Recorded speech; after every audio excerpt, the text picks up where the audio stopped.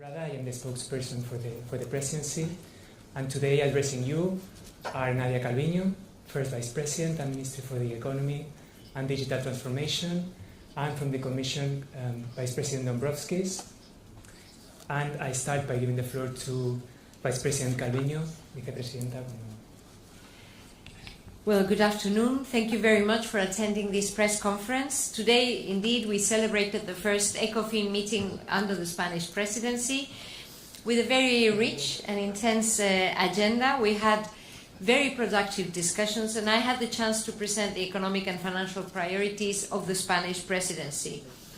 As many of you already know, we have an ambitious agenda for the second semester of the year with three key priority areas: deepening the economic and monetary union, focusing on strengthening the competitiveness of European companies and reinforcing our strategic autonomy, and also, thirdly, strengthening the role of the EU as a global actor.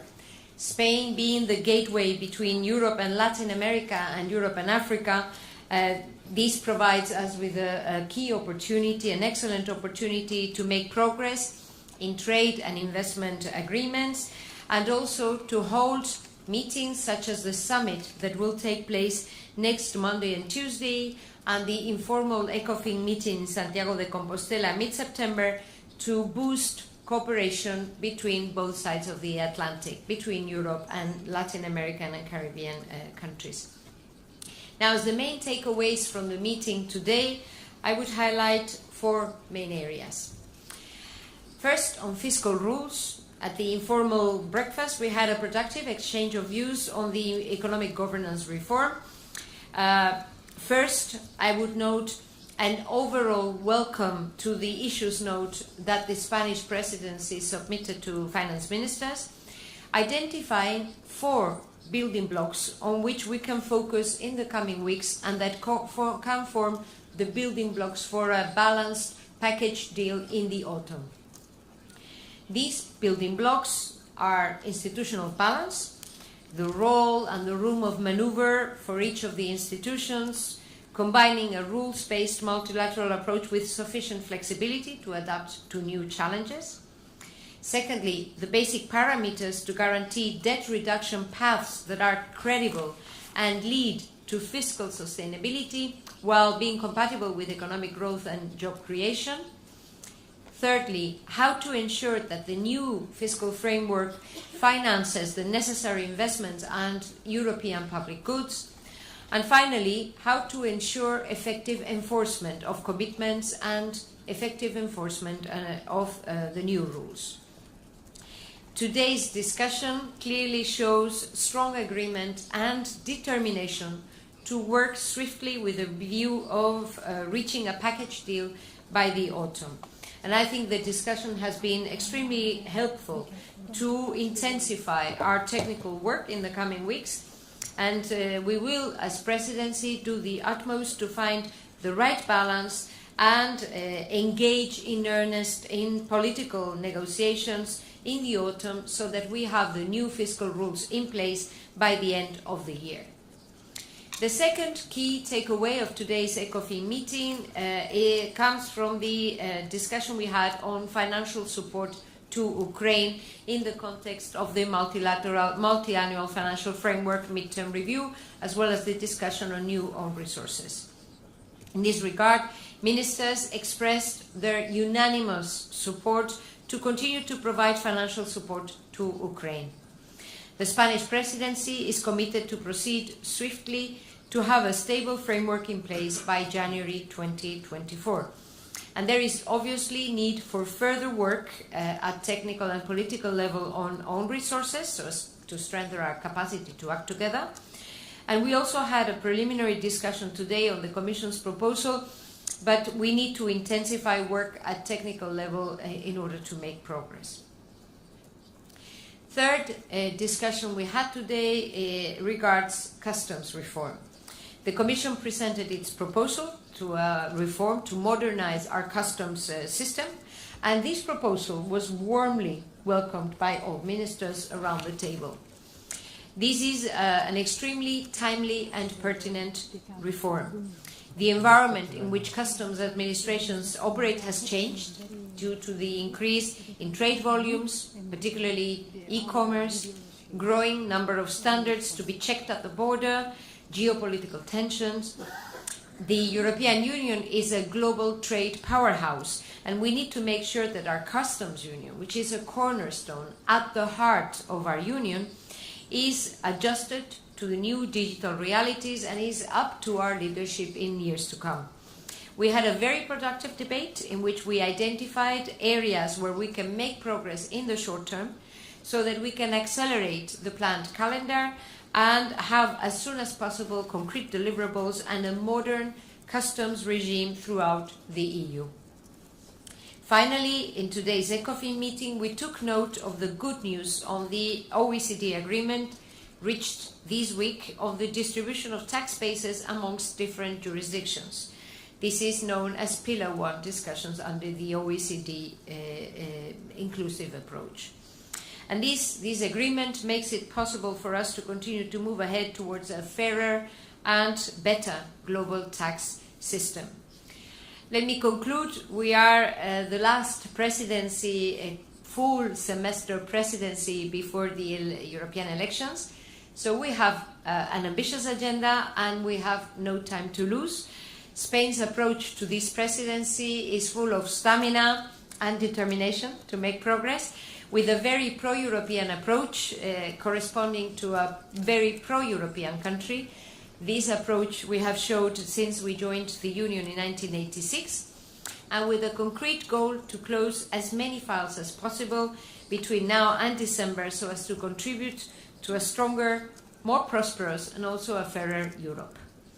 So I'm now pleased to leave the floor to Vice President Dombrovskis. Thank you, Nadia. Good afternoon, everyone. So we just have concluded the first ECOFIN under the Spanish EU presidency, and I would like to wish Spanish presidency all the success in handling many important files. We welcome Spanish presidency's priorities for the next 6 months, pressing ahead with a green transition and making our economy more competitive, fairer and more caring. There are some work areas that demand our urgent attention. One is revising EU's multi-annual financial framework. The EU's 7 years budget is already stretched to its limits. We had barely emerged from a pandemic when we were faced with Russia's brutal aggression against Ukraine, a severe energy crisis, along with a spike in inflation and interest rates. All this has put a heavy stress on available resources. Today, ministers discussed the Commission's proposal to set up the Ukraine facility of 50 billion euros in grants and loans. This is one of the main elements of the MFF midterm review. It aims to provide stable, predictable support up to 2027 for Ukraine's macrofinancial stability, its long-term reconstruction and the reforms needed on its path towards the EU. We need to make rapid substantive progress on the MFF review under Spanish presidency and reach an agreement before the end of the year. This will be crucial to alleviate the current budgetary pressures and ensure continuity of financial support for Ukraine starting from January 2024. Ministers also held a first discussion on our proposal for an adjusted package for the next generation of own resources. Another important topic is economic governance review, which features prominently in Spanish presidency's work program. The EU economy is still at a critical moment. The latest data confirms that the weakness that we saw in first quarter continues in a second. However, strong labour markets remain a key element of resilience of the EU economy. While headline inflation is easing thanks to energy prices falling to pre-war levels, we are still in a high inflation environment and we are not out of the woods yet. So it is vital to stimulate reforms and investment while ensuring fiscal sustainability. We welcome Spanish presidency commitment to continue the intensive discussions on the governance review with a view of concluding it by the end of the year. We believe we can make rapid progress on the known areas of convergence and then focus on the key political issues immediately after the summer break. Today, ministers agreed to take this approach, and as I said, it's in everyone's interest to reach agreement as soon as possible. Let me now turn to the Recovery and Resilience Facility. Ecofin adopted 3 revised national plans that include REPowerEU chapters. So congratulations to France, Malta and Slovakia. Another revised plan adopted today came from Ireland with targeted amendments, and we look forward to receiving Ireland's REPowerEU chapter soon. The Commission is now assessing a number of other revised plans, and more should arrive over the summer. What is important now is for Member States to press ahead with the implementation. Lastly, on customs, ministers discussed the Commission's proposals for a most ambitious and comprehensive reform of the EU customs union since it was created in late 1960s. EU customs authorities face an ever-growing list of functions to perform. They also need to be able to respond to the challenges and opportunities presented by the digital age. Our reform envisages a world-leading, data-driven vision for the EU customs. So, without going into details, it aims to massively simplify customs processes for businesses, especially for most trustworthy traders, saving a great deal of time and money. Use cutting-edge technology to streamline customs procedures with a new EU customs data hub. Create more transparency and certainty for people when they shop online. We also propose a new EU customs authority to supervise supply chains and monitor goods more effectively, protecting people's security and upholding EU product standards. Thank you. Thank you. And now we open the floor for questions. We start with the room. I see Jorge Liboreiro. Hi, hello, Jorge Liboreiro, Euronews. I have 2 questions. First of all, for Ms. Calviño, you proposed today these 4 building blocks to tackle the fiscal reform. How do you think the issue of automatic and uniform rules, which was very divisive in the last Ecofin, fits in your approach? Because it's one of the most political points of friction at the moment. And for the Vice President, today we saw several countries regarding the budget review raising some issues regarding the other top-ups that are not related to Ukraine. There was more support for Ukraine than the other ones. Do you think it might be more practical and feasible to separate both things, to treat the Ukraine facility and the other budget top-ups on different tracks rather than as a whole package? Thank you. Should I go first?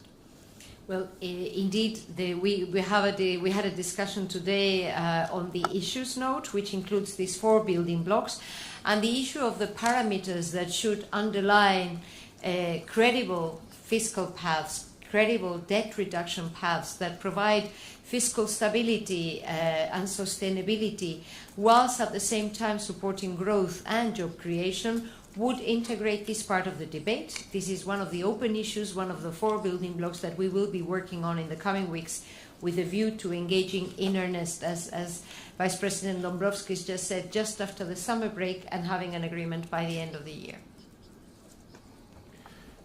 On the second question, we propose Ukraine facility for 2024-2027. And this Ukraine facility is to be financed by EU budget or with the support of EU budget if we discuss grants and loans components. So from a Commission point of view, it's linked with a midterm review of the MFF because the funding source for Ukraine facility is also EU budget. We are not excluding other funding sources, but that's the main one. And as regards a midterm review of multi-annual financial framework, in any case, we think it's important to discuss because, it's a fact that we have depleted EU budget quite a bit because We had to deal with a series of crises since the beginning of this political cycle, COVID pandemics, Russia's aggression against Ukraine and related energy crisis and spikes in inflation, and all this have affected negatively available budgets, available financing within EU budget, so some replenishing of resources is needed. Some more questions? I see Maria at the back.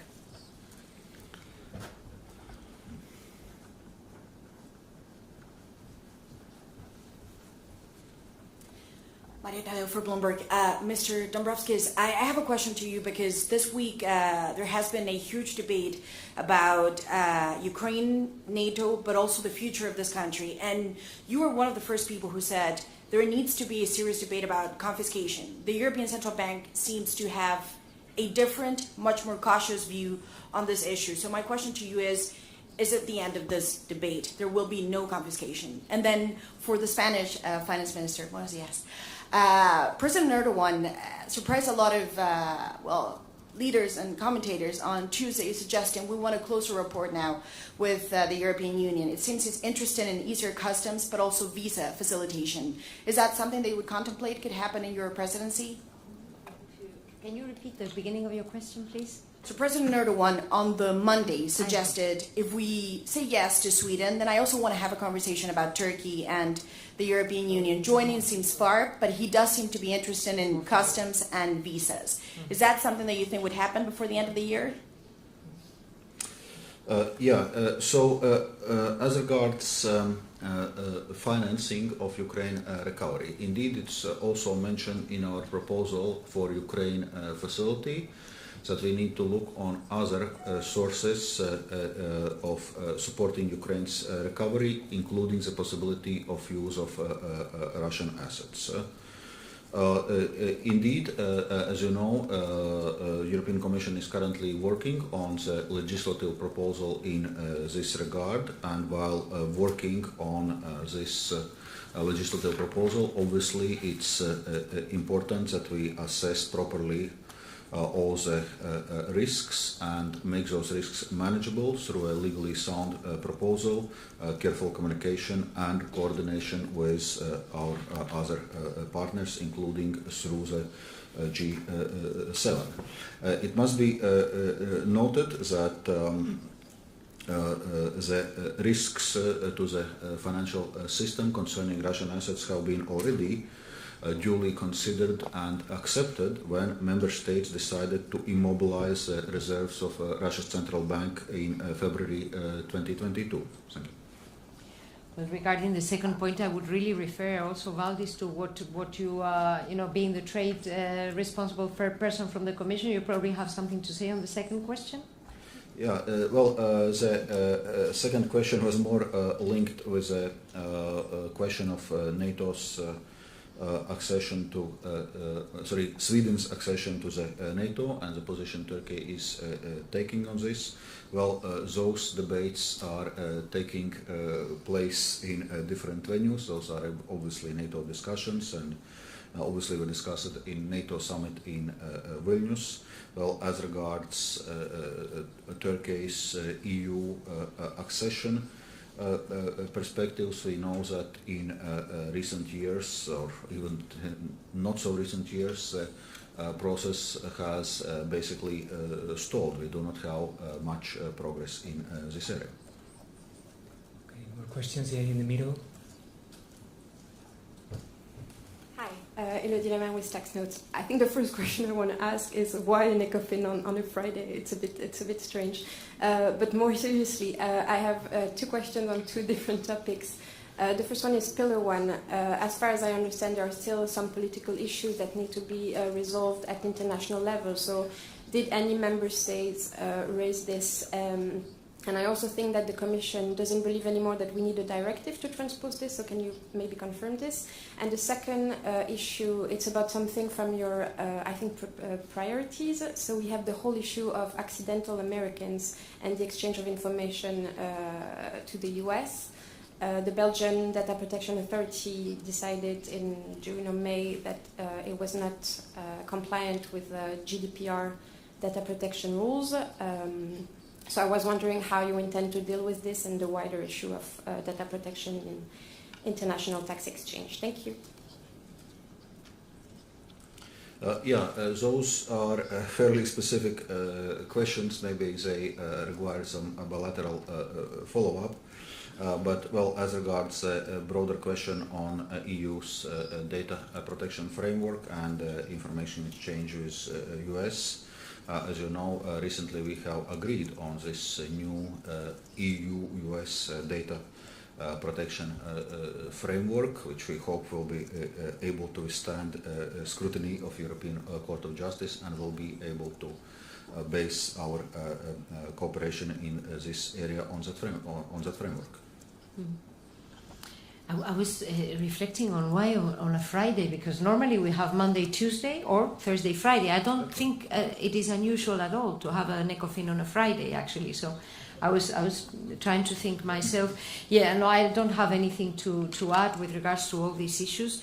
Let me just say that another of the priorities of the Spanish presidency will be closing files which are very relevant in the area of digitalization, in particular the Artificial Intelligence Act, which of course is also related to the issue of preserving our rights and democratic values in the new digital world. It is also linked to the Data Act and to the cross-border transfer of data framework, you know. So all these issues will certainly be relevant in the negotiations going on in the second part of the year. More questions? Luis?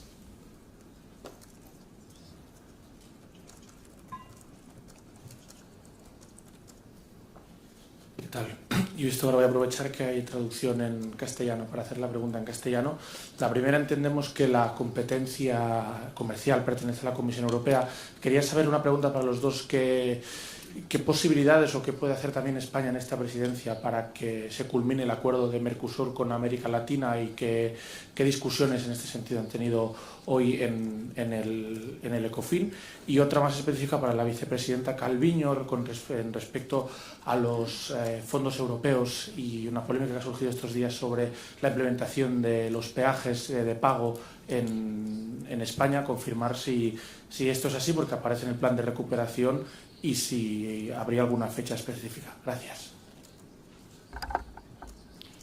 Gracias. Bueno, con respecto a la primera pregunta, la negociación comercial con Mercosur y con el resto de los acuerdos comerciales no ha sido abordada en la reunión del ECOFIN de hoy, pero sí le puedo confirmar que estamos colaborando muy estrechamente con la Comisión Europea para tratar justamente de culminar los 3 acuerdos comerciales que están en marcha con América Latina, el de Chile, el de México y el de Mercosur, y yo creo que la visión que tenemos desde España y desde la Comisión Europea es y la determinación de tratar de avanzar al máximo.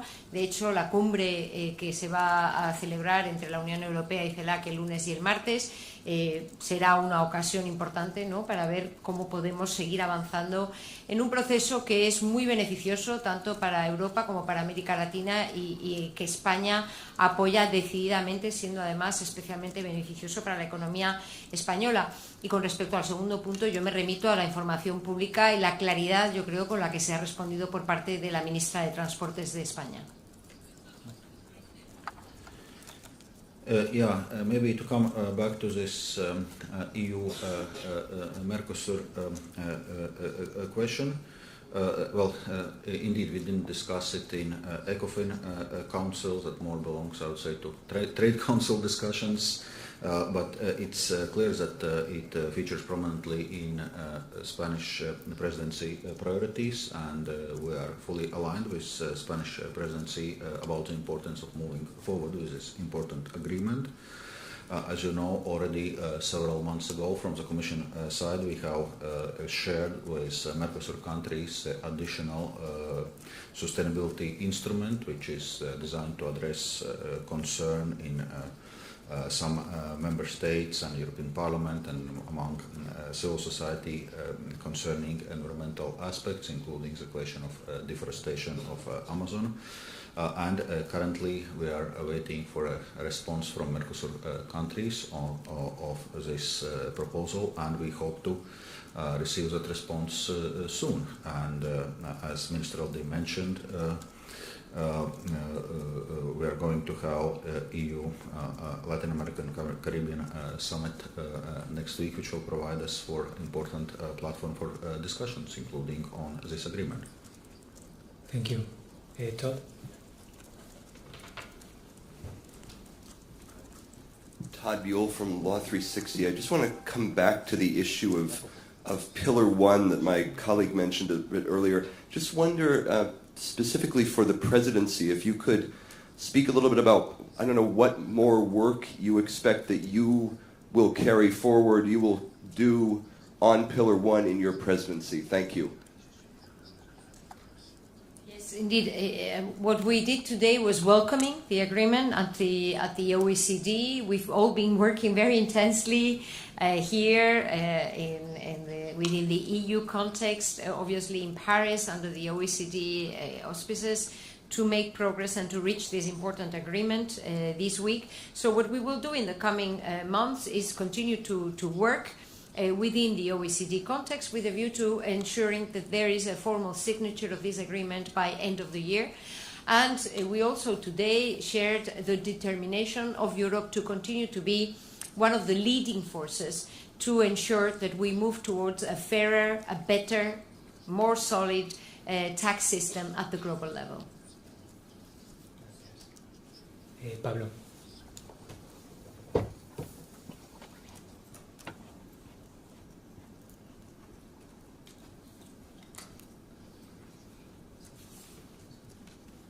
Hello, this is Pablo Suárez with El Mundo in Spain. A couple of questions on calendar, on fiscal rules and MMF.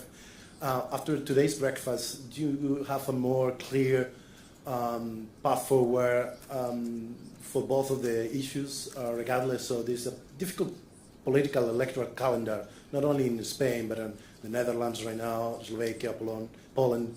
So can you, do you, Vice President, expect to table a proposal in October? Can we be confident you will manage to do that regardless of the situation?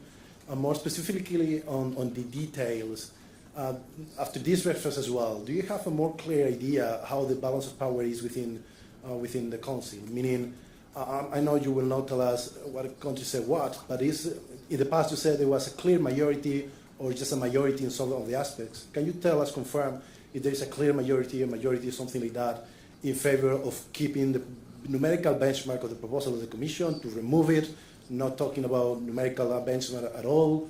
Or what are the majorities in this aspect? Thank you.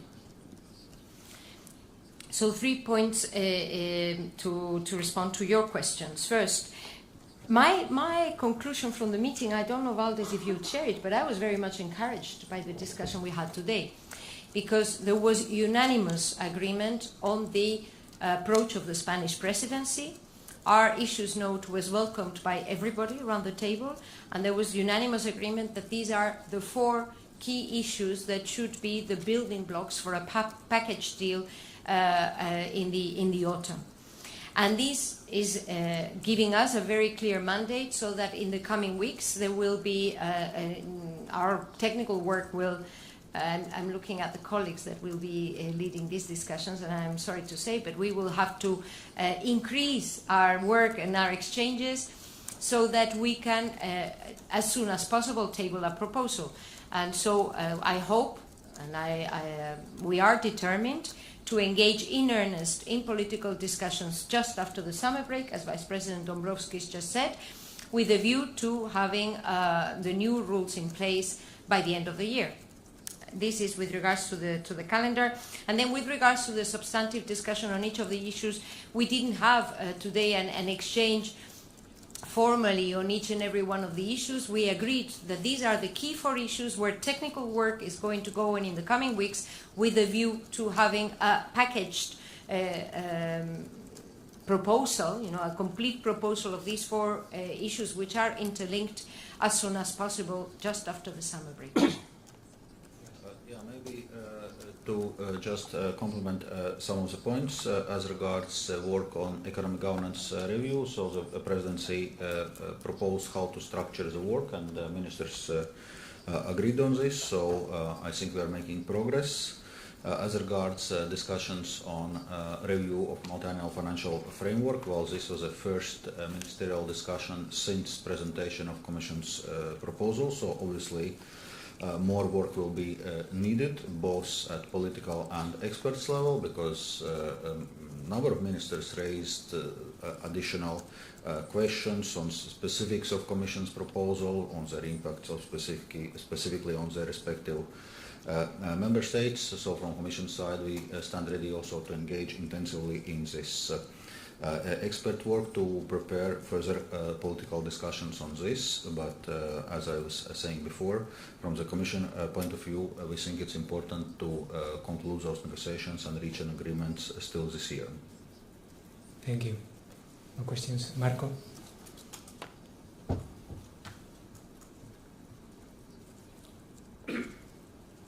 Thank you, Marco Bresolin, La Stampa. A question for you, Minister, first on the review of the fiscal rules. You said that you have discussed these 4 building blocks, and one of them is the a way to incentivize the investment. So far, only the Italian government rose this issue of a different treatment for investment. My question is whether other delegation today put this topic on the table so that you can work on and maybe try to make some proposal in order to exclude or give a different treatment to these expenditures. And for Executive Vice President, you mentioned that you are assessing the review of different recovery and resilience plans. The Italian government submitted a request of a review not of the plan but only for the 4th request of payment. My question is it okay to manage the situation, changing the plan every 6 months with when the milestone and targets are not fulfilled, or do you expect and do you wish that the governments, the member states, will table overall review of their plans? Thank you. Well, one of the 4 issues, the third issue that we have identified, has to do precisely with ensuring that the fiscal system finances the necessary investments, strategic investments, and contributes also to European public goods. A number of countries raised, identified elements that they would like to be dealt with under this issue, identifying different European public goods that should be incorporated in the debate. Today we didn't take, as I said, we didn't have a detailed discussion on these elements. Work will proceed on the 4 issues in the coming weeks with a view to integrating all these different perspectives in the compromise proposal in the autumn. Yeah, on this second question on Italy's recovery and resilience plan, indeed, Italy submitted a request to the Commission to modify a specific set of milestones and targets related to measures foreseen for a force payment request. So Italy submitted those changes invoking Article 21 of the RRF regulation, which allows member states to request a revision of their plan in limited and well-defined cases when they can demonstrate that they can no longer implement specific milestones or targets due to objective circumstances. These kind of requests are not unusual. Other member states have already submitted similar targeted changes to their recovery plans, like Luxembourg, Finland, Germany, Ireland. In terms of timing, now the Commission has up to 2 months to assess whether with the Italy's proposed targeted revision, the Italian plan still fulfills the criteria laid out in the RRF regulation. Thank you. Okay. Thank you, David Carretta, Radio Radicale, Italian Radio. Another question on the economic governance review and Italy, because the Italian Prime Minister said several times that she wanted to link the ESM treaty reform ratification with the economic governance review.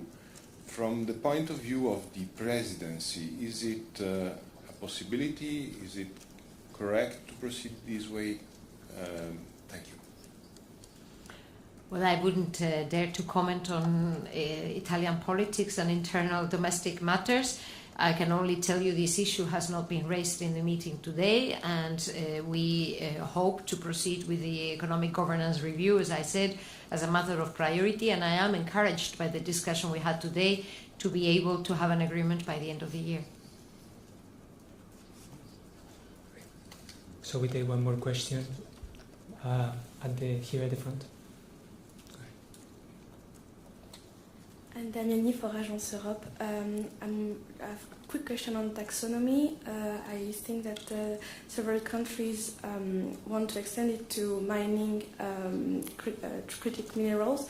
Did you discuss it today? Is it supported by more member states? And will the Commission draft more delegated acts? And if yes, when can we expect them? Thank you. Should I go or do you? Yeah, well, as regards taxonomy, indeed, this question was raised today, and indeed, European Commission has foreseen extension of taxonomy to mining and extraction. However, we were not able to put it as part of our June proposals for delegated acts, as our sustainable finance experts group has not evaluated those activities yet. So we have asked now the new group to work on this and do this evaluation as a matter of priority, because clear proposals which we are putting on in taxonomy covering different economic activities have to be properly evaluated and so to say based on clear criteria and demonstrating that they indeed facilitate greening of the given sectors. I mean, during the meeting today, indeed, a number of countries called on the Commission to proceed swiftly with this work, the Commission and the Sustainable Finance Expert Group, to proceed swiftly with the assessment of these strategic mining activities. Thank you. And with this, we move to the virtual room to see if there are any hands raised. And I don't see anyone. So with this, we conclude the press conference. Thank you, everyone, for coming.